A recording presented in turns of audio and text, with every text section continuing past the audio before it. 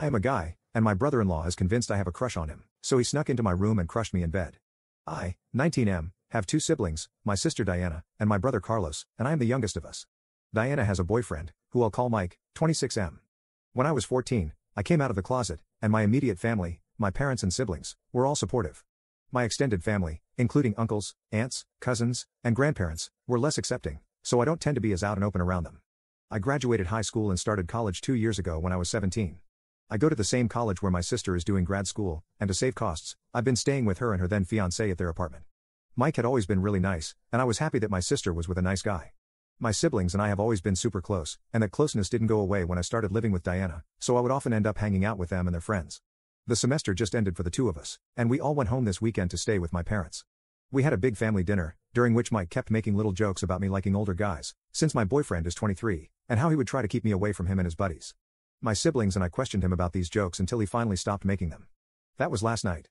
This morning, my siblings and parents went on a hike, which is a family activity we usually enjoy thanks to living close to the woods.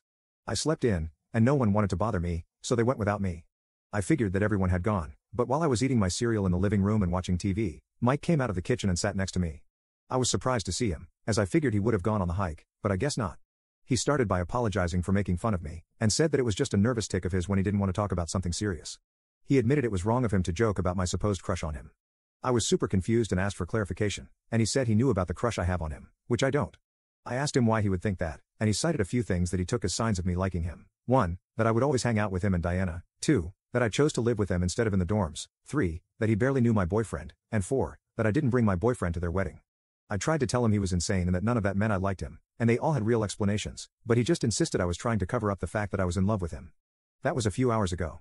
I haven't told anyone in my family this yet, and I didn't have lunch with my family since I've had plans to be out with high school friends all day.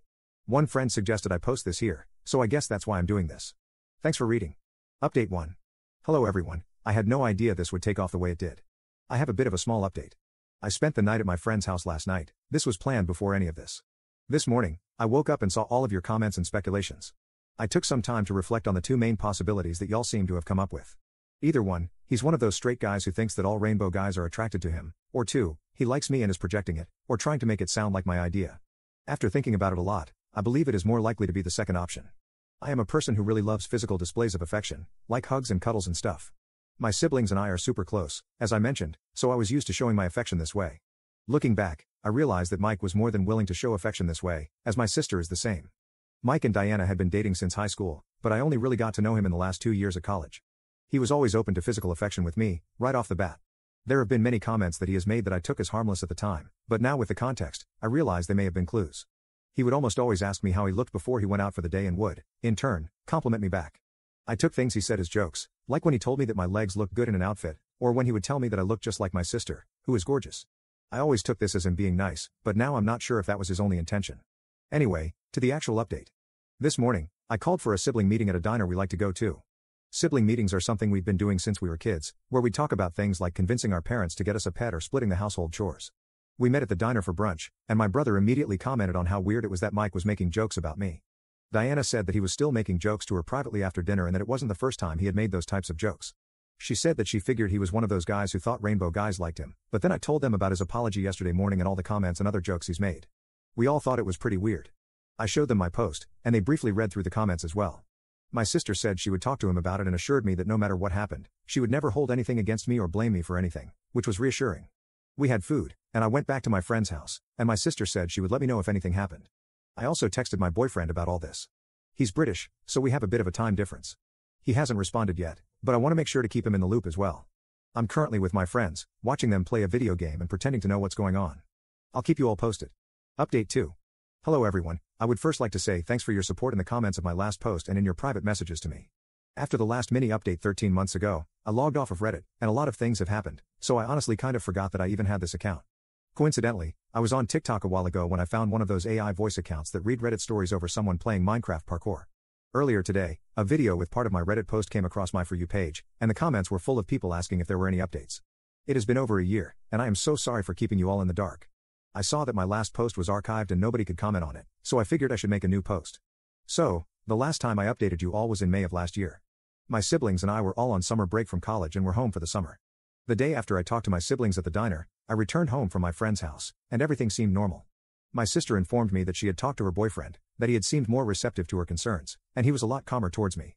He stayed with us until the end of that week, during which no further incidents occurred between us, before he left to visit his own family. A little after his departure, I noticed that I couldn't find my favorite pair of undies after doing a load of laundry. At the time, I just chalked it up to being lost in the wash or maybe mixed up with someone else's clothes. They were a pair of pink briefs, which I find to be more comfortable for my body type than other similar fabrics and, unfortunately for me, considered more attractive. I'm sure you can all understand what actually happened to them. My sister only stayed with us for 2 weeks, as her job only allowed her so much time to work remotely. From what I knew, her boyfriend had returned to our apartment around the same time as her.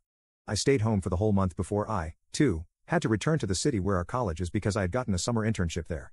So, I was back to staying with my sister and her boyfriend.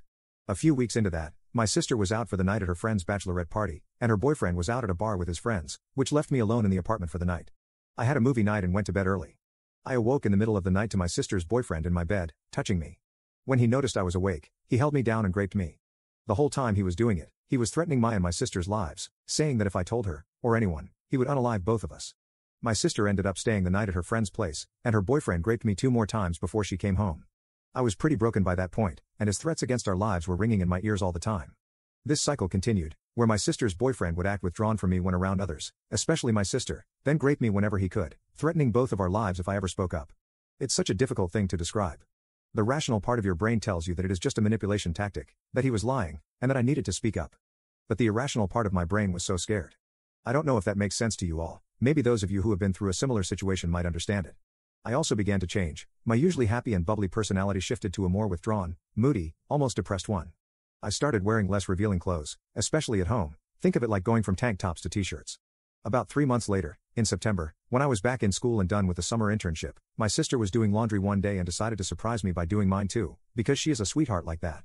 She also decided to wash my sheets for me, and that's when she saw that there were bloodstains on my sheets. This immediately raised concerns with her. That day, when I came home from campus, I found my sister on the couch with the sheet next to her. She tentatively asked me if I had been self-harming, as she herself had been through that struggle. She has scars on her thighs from doing it. She told me that my recent change in mood and the fact that I had changed my wardrobe to be more covered up, especially my legs, had her worried. I told her I was not, but I could offer no explanation as to why the sheets were stained with blood. It was then that I broke down and had a huge panic attack. My sister tried to calm me down at first, but when that didn't help and I was still struggling, she decided to take me to the ER. The attack lasted for about 45 minutes, only subsiding when they gave me some sort of medication to help me calm down. Once I calmed down, I was allowed to stay in the hospital room for a bit, and when it was eventually just me and my sister, I confessed everything to her. She was extremely comforting and asked me when the last time he had raped me was. It was the night before, so she pressed the call button for the doctor/nurse and told them that I would need a rape kit. For those of you who want the specifics of that process, please Google it. After that, I just wanted to go home. My sister took me, left me in her car at first, then came out to ensure that her boyfriend was not there yet. She texted him and told him not to come home, saying that the two of us were really sick and didn't want to infect him. The next day, instead of going to our classes, she took me to our local police station to file a police report. This whole process was also long and laborious, and honestly, my memory surrounding it all is kind of hazy. However, with the evidence found from the rape kit and my testimony, he received a sentence of 4 years and a fine, and he has to register on the Intimate Offender Registry. I am doing much better now. My schooling was only slightly affected, but nothing too bad, and I'm on summer break again. My sister and I are still close, we are both in therapy, and I'm getting through things day by day. I am currently writing this from home, and I'm flying out to London next week to see my boyfriend. I will try not to forget this page again, haha. Op talking about the arrest. He was at a friend's place while we were at our apartment, and my sister was still maintaining that we were sick. We told the police which friend he was likely to be staying with, and he was taken from there. Since I got the rape kit, they were able to get DNA from that, plus we submitted the sheets as evidence, and there was some DNA on them too. The police took his DNA to compare to the DNA found, and that was what nailed him as guilty. He maintained his innocence until his sentence was delivered. He threatened me when they were taking him out. His family was a bit of a problem at first. His parents initially had the my son would never attitude. They attended all the court sessions, and as more of our evidence, DNA from the rape kit and the sheets, pictures of the bruises he left on me and of the sheets themselves, was shown, and after my testimony, they admonished him. They sent my sister a message apologizing for his actions and offering their sympathies. He has a sister from what I know, but I haven't seen her. She might be estranged or have little contact based on what my sister has told me.